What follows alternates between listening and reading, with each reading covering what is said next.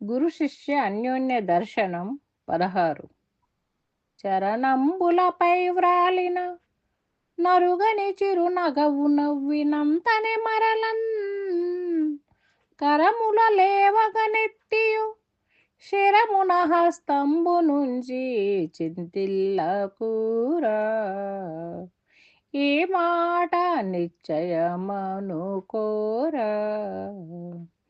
భ్రాంతి చేనిటూరాను పని ఏమి గలిగేను భ్రాంతి చేనిటూరాను పని ఏమి గలిగేను సంతోషమున తెలుపు చింతలెందుకు ఇంకా రంతు చేయకు నీకు ఏదావంతమున్నను తీర్తు సంశయ ఎంత మాత్రము నుంచకి కరవ్వంత లోపలి తనువు కొరకై చింతిల్లకూరా ఈ మాట నిశ్చయమనుకోరా. జై నిజ గురుభ్యో నమ. శ్రీ నిజానంద పోలోజు వీరయాచార్య విరచితంపైన శుద్ధ నిర్గుణ పరతత్వ బోధామృత కందార్థములలో సభా విజ్ఞాపన పూర్తి చేసుకుని గురు శిష్య అన్యోన్య దర్శనంలో ఈరోజు మనం 3వ మిత్ర కందార్థం. శిష్యుడు వేమారు వందనములు చేసి గురుదేవా నా వ్యధ తీర్చమని పాదములపై వ్రాలి ఉన్నాడు. పాదముల దరి మీద ఉన్నాడు, ఆ పాద పద్మముల మీద విడోక ఉన్నాడు. అలాంటి స్థితిలో చరణంబులపై వ్రాలిన 3వ మిత్రకందార్థం గురు శిష్య అన్యోన్య దర్శనంలో చరణంబులపై వ్రాలిన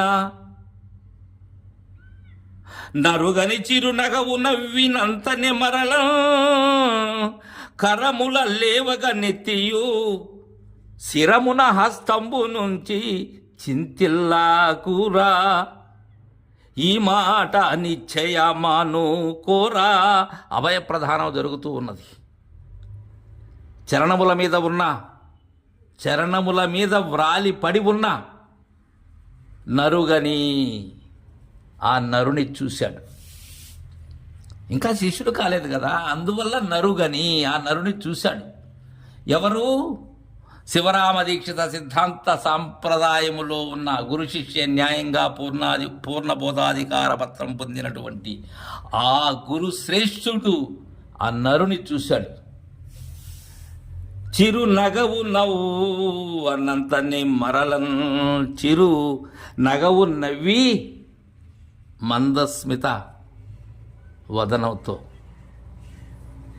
నీకోసం కదా ఎదురు చూస్తున్నాను అనేటువంటి భావన ముప్పిరి కలిగి ఉన్నది ఆ గురుదేవుని ముఖార విందంలో, ఆ శరీర సార్వభౌమునికి.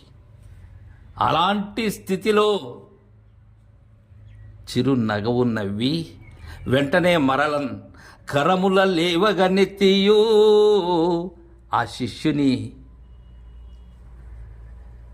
ఆ పాదముల మీద ఒరిగిన శిష్యుని కోసం తన చేతులు పైకి లేపాడు. లేపి ఎక్కడుచ్చాడు? లేచినటువంటి దక్షిణహస్తాన్ని శిరమున హస్తంబు నుంచి తన దక్షిణ హస్తాన్ని పదముల మీద ఒరిగిన నరుని శిరస్సు మీద ఉంచాడు ఆ గురుదేవులు. చింతిల్లాకూరా. ఇదే అభయ ప్రధానం. నాయనా చింతించకు. ఎక్కడికైతే చేరవలెనో అక్కడకు చేరినట్లయితే అక్కడ జరుగుతుంది ఇది. ఇంకా చింత ఎలా? ఈ మాట నిశ్చయం అనుకోరా. నీకు అభయ ప్రదానం చేశాను. ఏ మాట నిశ్చయం? నేను నీకు చింతిల్లకు అని ఏదైతే చెప్పానో ఆ చింత లేకుండా చేస్తాను. మరణము అనేటువంటి భయాన్ని మాన్పుతాను. నీ నిజస్థితి నీకు చూపించి ఉన్న పరిపూర్ణాన్ని చూపేటువంటి బాధ్యత నాది. ఇది నిశ్చయం అనుకోరా అంటున్నాడు.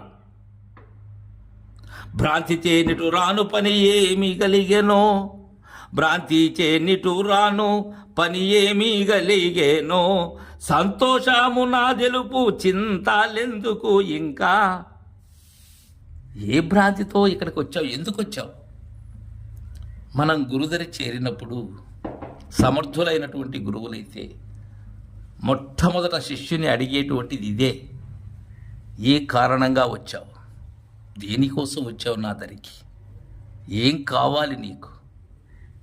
ఎందుకంటే సర్వ సమర్థులు గురువులు. వారు నిజముగా భ్రాంతి రహితం కోసం వచ్చారా?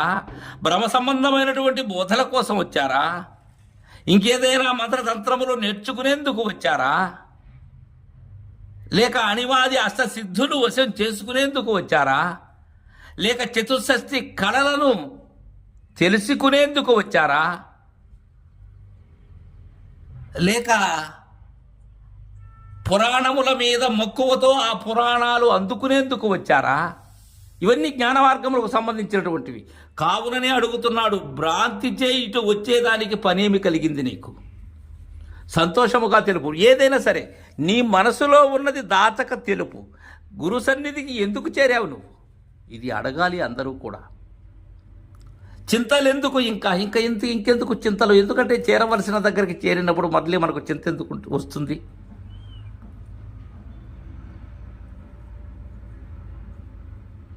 ఎప్పుడైతే మనలో ఉన్న బాధ ఏదైతే ఉన్నదో, బాధా పరితప్త హృదయులైనటువంటి మనకు బాధని సంపూర్ణముగా లేక చేసేటువంటి వారి దరిలో మనకు బాధ ఎందుకు? రంతు చేయకు నీకు ఏ ధావంతమున్నను దీరు సంశయం ఎంత మాత్రమునంతకిక రవ్వంతలో, ఎంత మాత్రమునంతకిక రవ్వంత లోపలి తనువు కొరకై చింతిల్లా కూరా. రంతు చేయకు అంటే మిట్టిపాటు పడకింకా, దేనితోనూ కూడకు. రంతు అంటే రతి అని, సంయోగము అని. ఇంకా సంయోగం దేనితో అవసరం లేదు. ఇప్పటి వరకు సంయోగం కావుంచుకొని ఉన్నావు దేనితో? సంసారంతో. నీకు ఏ ధావంతమున్నను, ఏ పరితాపమున్నా సరే, ఏ తొట్టుబాటు, ఏ త్వరపడే లక్షణమున్నా సరే, దీరు సంశయం ఎంత మాత్రము నుంచకిక, ఇక సంశయాన్ని నీలో లేశమాత్రమైనా ఉంచకు. రవ్వంత లోపలి తనువు కొరకై. ఈ తనువు అనేది బుద్ధుత ప్రాయం అనే విషయాన్ని నిజానంద స్వాములు వారు చెప్తున్నారు. ఇది రవ్వంత దేహం, ఇది రవ్వంత సేపు దీని మిట్టిపాటు. ఇది మూన్నాళ్ళ ముచ్చట. కళ మేలుకున్నంతసేపే దీని యొక్క ముచ్చట, దీని యొక్క వ్యవహారం కానీ, దీని యొక్క వ్యవహారం కానీ, దీని ఆట కానీ, దీని పాట కానీ, దీని మాట కానీ. కళ మేల్కొన్నంతసేపే, కళ మేల్కొన్న తదుపరి దీని ముచ్చట కానరాదు. ఆ మూన్నాళ్ళ ముచ్చట తెలిస్తే చాలు. మూన్నాళ్ళ ముచ్చటను సాంఖ్యతారక అమనస్క పద్ధతుల ద్వారా గురువుగారు తెలియజేస్తారు మనకు. ఆ ఎడా పింగళ సుషుమ్న అనే 3 నాడుల యొక్క ముచ్చటే ఇది. కాబట్టి చింతిల్లా కూరా, ఈ మాట నిశ్చయమాను కోరా, ఇది నిశ్చయం శిష్య అని గురుదేవులు శిష్యుని అనుగ్రహిస్తూ ఉన్నారు. తరువాయి మిత్రకందార్థం రేపు ముచ్చటించుకుందాం. జై గురుదేవా.